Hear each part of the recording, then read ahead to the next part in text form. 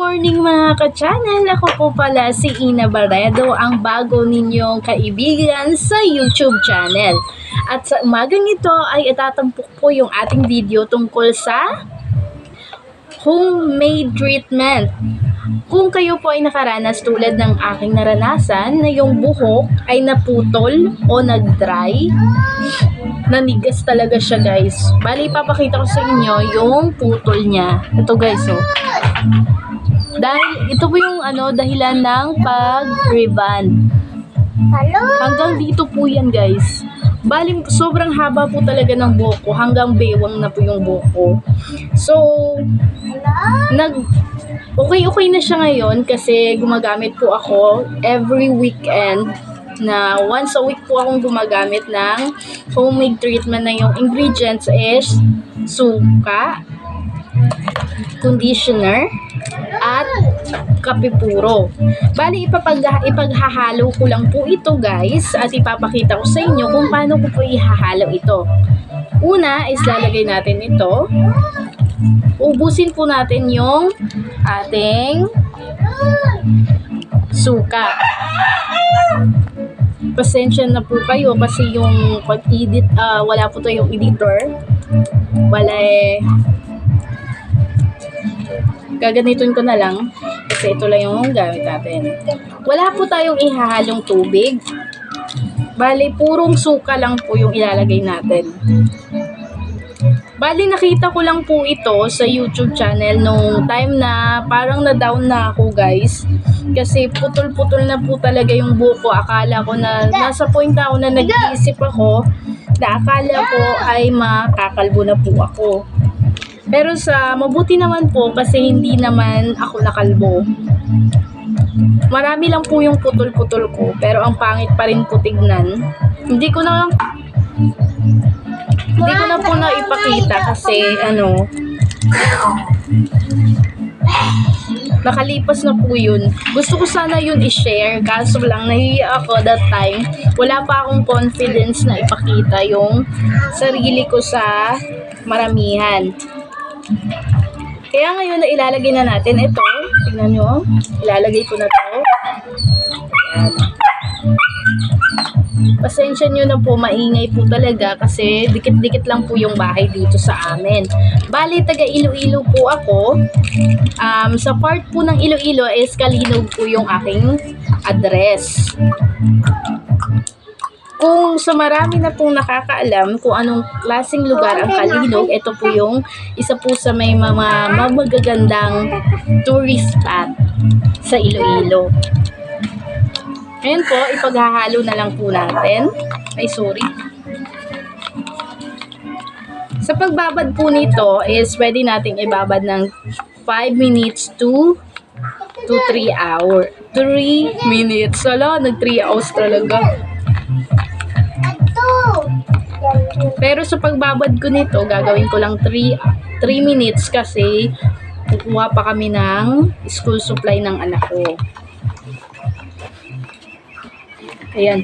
Habang nahalo na po natin talaga siya, ayan na guys, ipapakita ko sa inyo. Ayan. Ito na yung mukha niya guys. I-mix lang natin hanggang sa pumalo ito ng maigi. Ngayon, kita nyo naman yung buhok ko. Ganito siya at ito. Ayan. Alam nyo ba na nag-ball itong buhok ko? Para siyang ang laki-laki ng ulo ko guys. Pero literal naman talagang malaki yung ulo ko guys. Pati yung ilong. Kaya ngayon, ilalagay na natin yung ating treatment. Alam nyo ba na nakakabilis din ito sa pagpapahaba ng buhok at pagpapatibay. Nakukuha din dito yung split ends natin guys. Ilang ulit ko nga pala ito linagyan ng color that time kasi parang hindi ko alam kung paano ko itatago yung putol-putol. Kasi ang pangit po talaga niyang tignan. Ang pangit po talaga tignan as in. Kaya that time naisipan ko na gumamit ng isang pangkulay na permanent.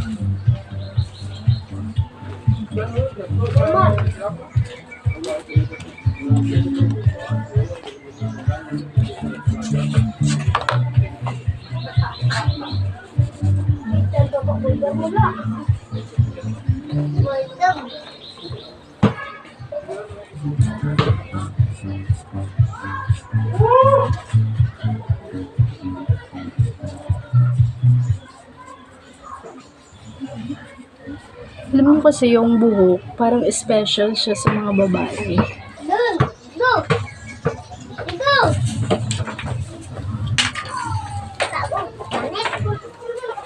Ang lakas magbigay ng confident ng buhok. Ayaw mo ma? Butit pa mo. Tara na sa ba. Ayaw mo ta.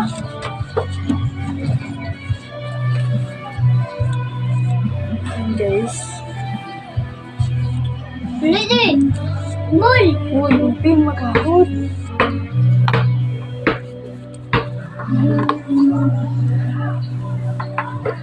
Pagpasensya nyo na po, maingay po talaga yung anak ko kasi nakakalimutan, nagbi-video ako. So, ayan na nga po, nalagyan na natin dun sa kabila. Bali, kapag mayroon pa pong natira is lalagyan po natin siya ulit hanggang sa lagyan po lahat. Oh, lagay! Makapal po kasi yung buhok ko dati pa. Ngayon po ay nanipis na nga po siya dahil nga dun sa pagputol-putol. Tama na mo. And then, ayun na guys, ilalagay lang natin siya.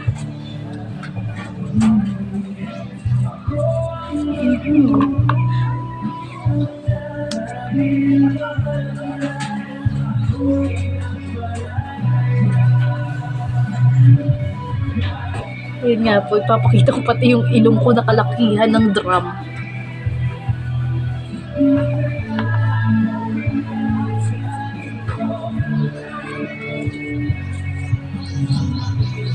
Ayan, tingnan nyo guys. Ganyan po talaga siya. Malagyan lang ng ano.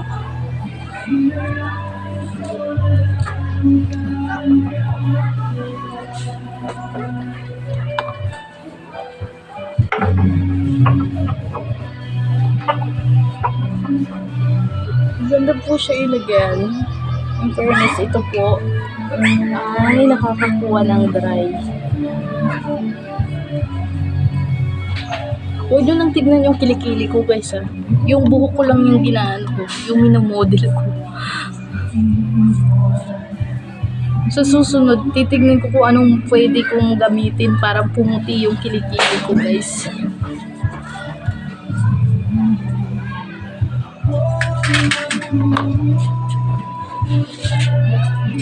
Ito lang nga naman. Ayan guys, so nilagyan ko na siya. Ayan guys. Tapos isusuklayan natin. Ganito po siya kalambot pag nalagyan na po siya guys. Kanina, sobra po talaga niyang tigas. Pero this time, hindi na po siya ganun katigas. Tingnan mo. Meron po siyang hindi nalalagyan. Kaya medyo may matigas sa likod.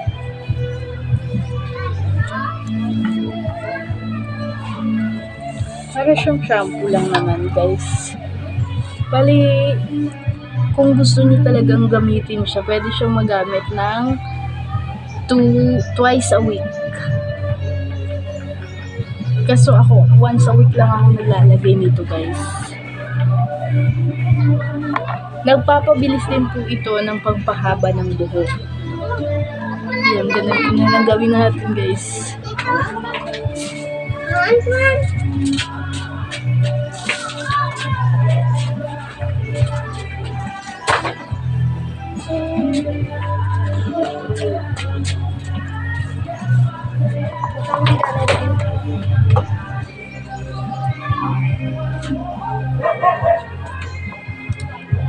Buusin natin guys. Nakakapagod. Alam niyo ba? Nakakaganda talaga ito ng buhok guys. Promise. Nakakaganda ng buhok ito.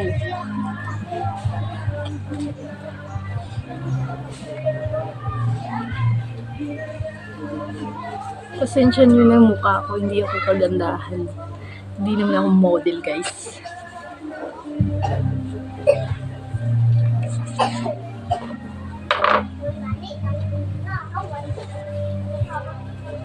Ayan na, guys. So, naging malambot na siya.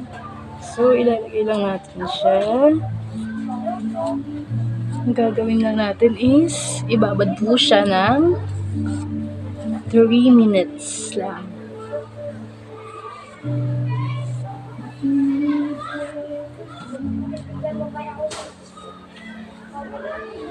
Ayan, guys. So, mamaya naman, i-update. Pag nakabanlaw na ako is, ipapakita ko sa inyo na wala na akong ginagamit na iba. Ito lang. Gagamit lang tayo ng shampoo. Ayan, tingnan mo. Okay, guys. Finish na natin kalalagay, kaya magbababad na po tayo. Ito na nga po ay dry na po yung buhok natin, kaya ito na ang oras para ibanlawan na po natin. Tara! Banlawan na po natin.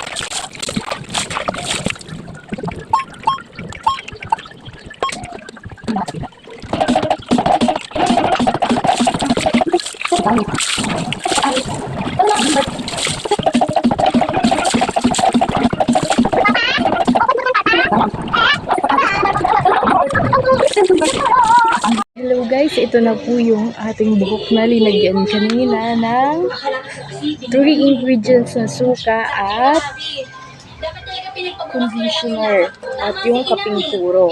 Tignan nyo naman guys. Lambot na lambot siya guys. Malambot siya.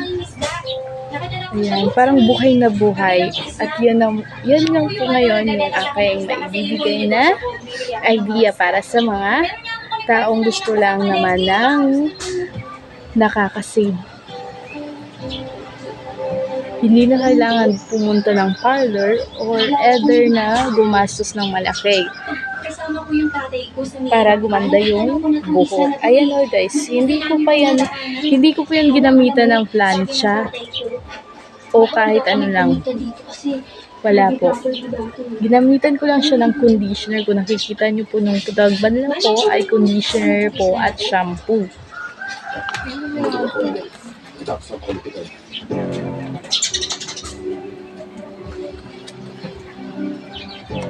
Thank you po sa pagpanood at please subscribe po ng aking YouTube channel.